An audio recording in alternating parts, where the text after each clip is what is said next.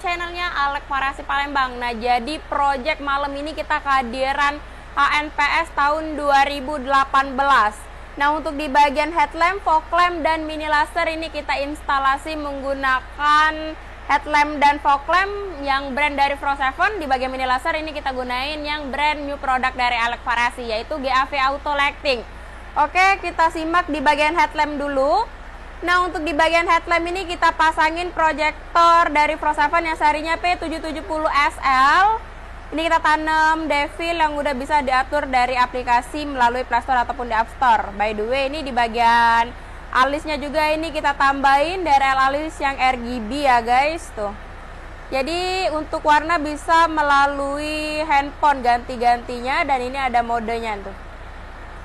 Kalau mode sampai 210 mode. Nah, untuk di bagian dalam headlamp ini kita black housing. Oke, lanjut lagi kita ke bagian fog lamp. Nah, untuk di bagian fog lamp ini kita pasangin proyektor 3-in dari Pro7 juga yang serinya P735F yang signature edition. Ini kita tambahin devil RGB juga, jadi udah bisa digonta-ganti juga ya guys. Nah, untuk di bagian RAM kita tambahin mini laser GAP Auto Lighting-nya. Ini kita pasanginnya 2 set. Ini kita tambahin tanam devil juga RGB. Nah, untuk contoh output sinar langsung kita tes di IMIN screen aja nih.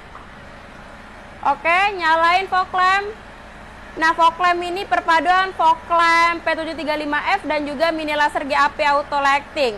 Nah, untuk watt fog lamp itu 45 watt. Nah, untuk wattnya mini laser satu piece-nya wattnya 25 watt. Jadi dikali 4 jadi 100 watt. Headlamp.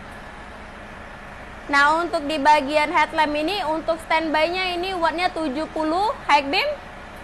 Nah, untuk di bagian high beam-nya itu wattnya 80. Untuk di bagian kuning tengah dim. Di bagian kuning tengah itu sinarnya mini laser.